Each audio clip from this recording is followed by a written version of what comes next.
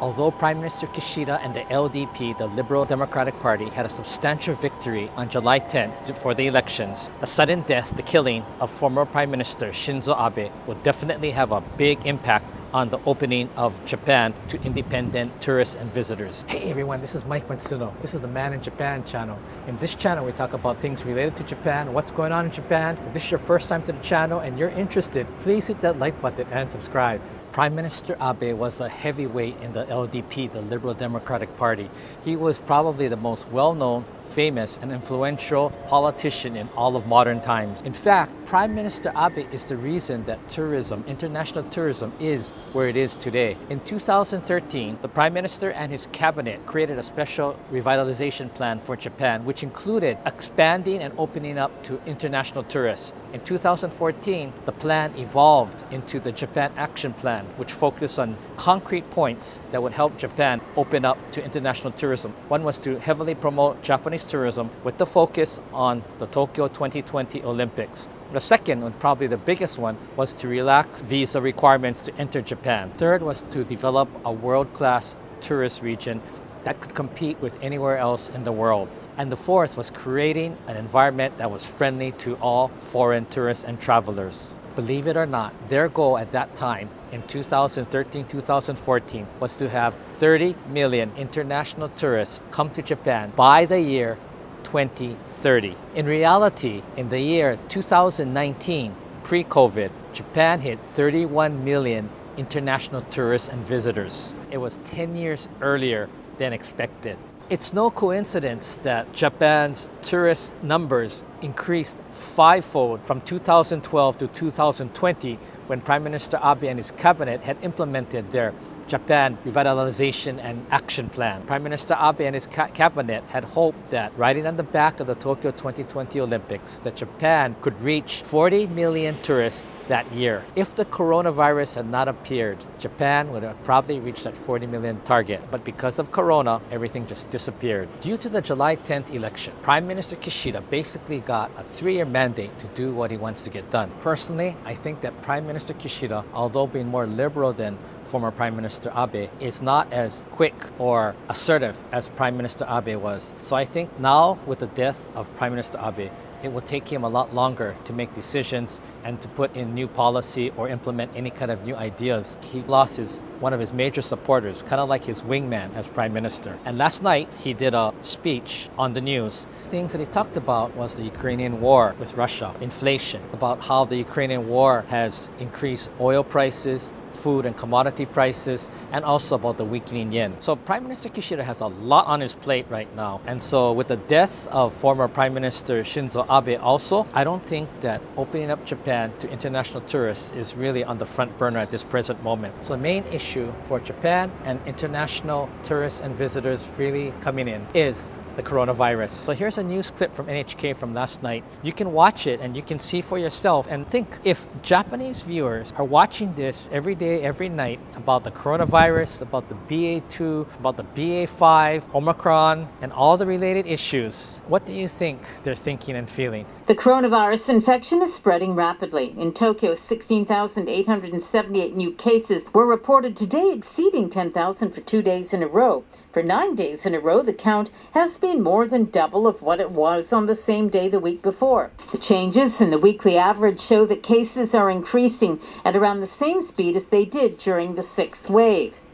Wakita says the BA5 is now replacing earlier strains, and the BA5 is about 1.3 times more contagious than the BA2. Another significant indicator is what's going on with domestic tourists. The reason is, since there's no international tourists, we can take a look at what's going on domestically, and we can kind of get an idea on how to read the tea leaves on what probably is coming. Due to the lack of having any international tourists, the Japanese government was focusing on domestic tourism to help the hospitality and tourist companies as well as get the economy moving. So they implemented their Go to Travel plan, and it was supposed to take place sometime in September. And previous to that, they wanted to encourage people to travel over the summer, so they had another pre-Go to Travel plan. The Health Ministry's meeting of experts, which was convened today, warned that the infections are spreading rapidly and that cases are expected to increase in many parts of Japan.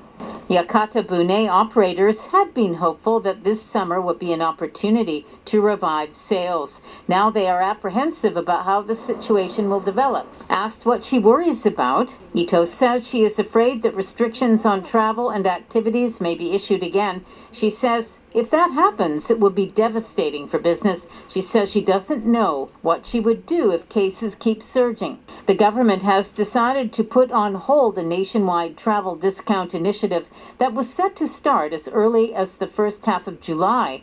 The program would have entitled a person to a travel discount of up to 8,000 yen per one night overstay. But think about it. If their domestic tourist market is now on hold, what does that say for the international market? It's basically 2 steps behind. So I don't see them opening up Japan this summer. September might be a reach, I think. Originally, I had predicted November, December. I think that's becoming more and more of a reality. And as I said also, it may even be in the beginning of 2023. The only thing I know for certain is that they have to open before May. So you know that before May 2023, it will open. And the reason is Japan, Prime Minister Kishida is hosting the G7 summit in Hiroshima, his hometown. And since he is the chairman, I am sure by May, by the G7 summit, they will have opened Japan's doors. If it still was closed, it would be very embarrassing for the Prime Minister. So if you take into consideration all the things that I have mentioned before, I think it indicates that at least for international independent tourists and visitors, that the wait was to be